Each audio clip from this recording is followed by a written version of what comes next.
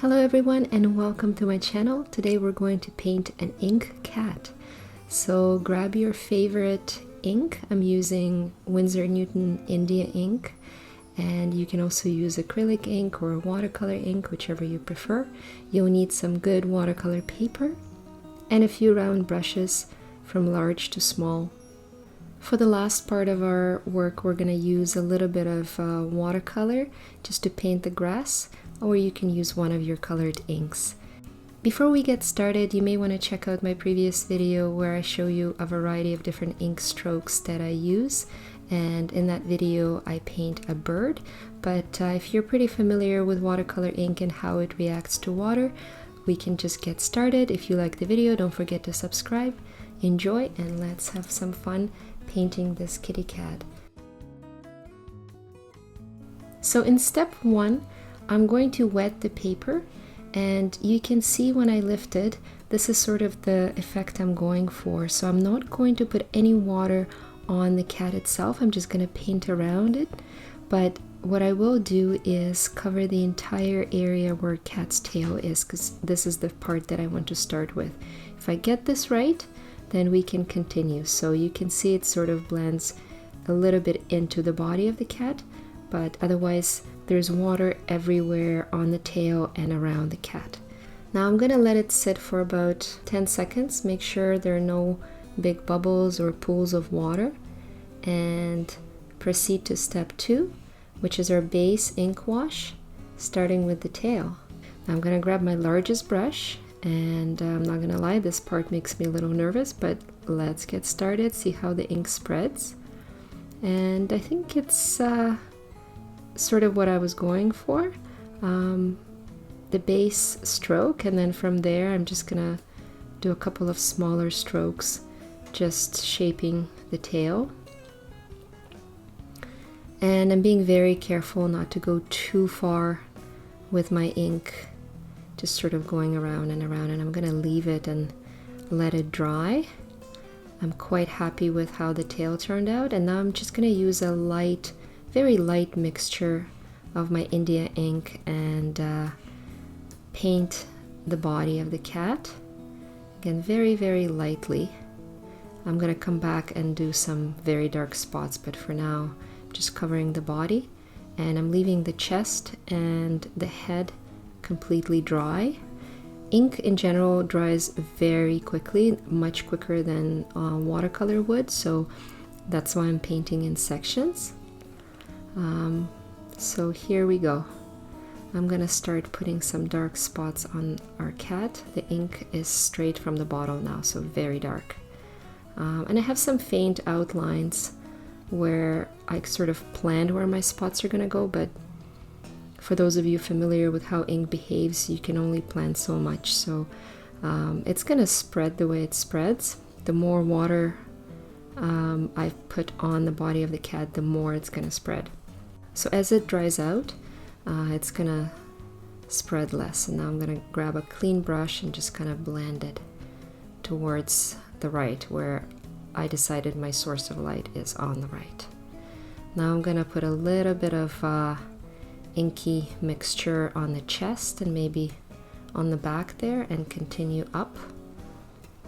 I want to get to the head of the cat last, so for now I'm just sort of blending the ink on the body and being very careful not to let it go too far. Add another spot and another spot, a few details.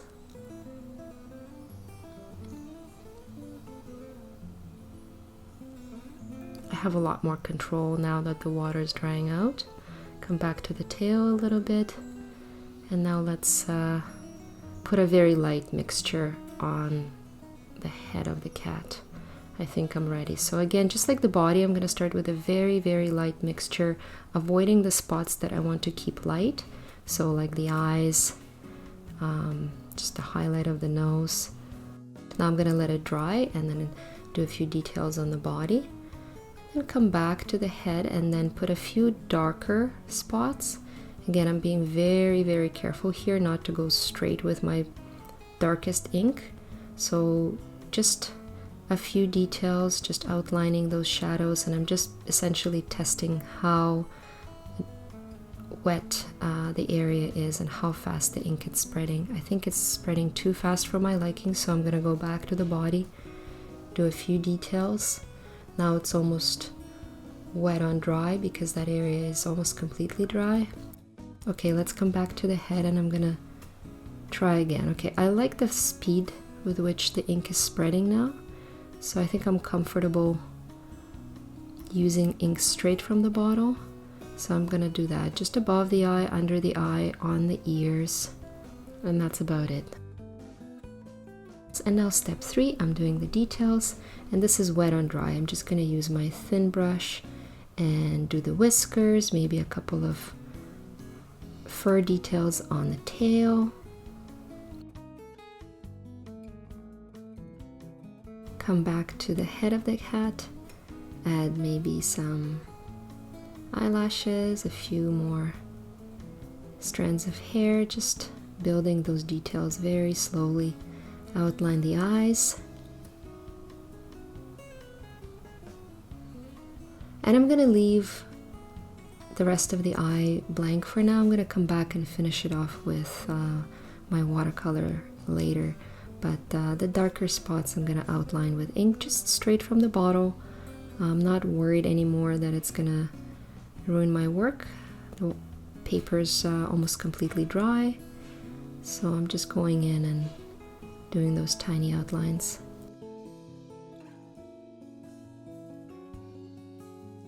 A few more whiskers, a few on the chest, here on the back.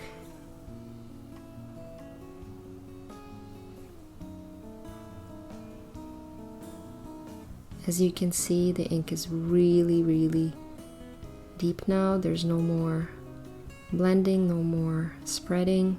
It's all dry, so it's safe to work those details further. And again, I'm coming back to the head, just kind of looking at where I can add a little bit of interest. I'm going to outline the ears, the nose,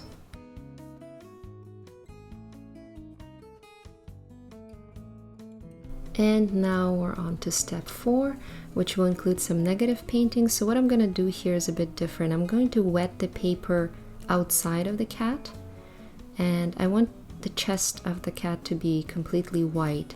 So what I'm going to do is actually put the shadow outside of the cat's belly and his chest, and that will help me create some contrast and make that chest area stand out more.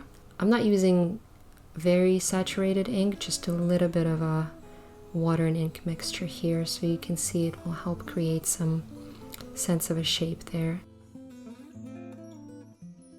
And now step 5, here I'm going to use my dagger brush, or you can use a thin round brush. I love my dagger, it's my Escoda dagger from the black set, and it will allow me to create these really thin decorative strokes with a very particular shape. So you can see I'm just dragging it out and letting the shape of the grass emerge with the help of this brush. If you want to see a more detailed video on how to use the dagger brush, I'll link the card above and also leave a link in the video description below. But you can see it's a very particular kind of stroke you can get with this brush. Very thin in the beginning, and then as you press it you can get these nice organic shapes. So that's what I'm gonna do. And you don't have to use green watercolor, you don't have to use a dagger brush. You can come up with your own composition and let your kitty cat sit wherever you want him to sit. But that's sort of what I wanted to do. I find the green turquoise to be a nice contrast with black ink.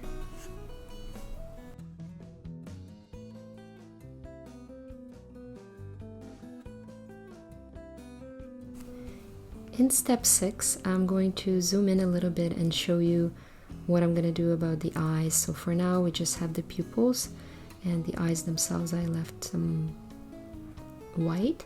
So I'm gonna go in with a light mixture of yellow and the same green that I used for the grass, and just try not to disturb the ink underneath.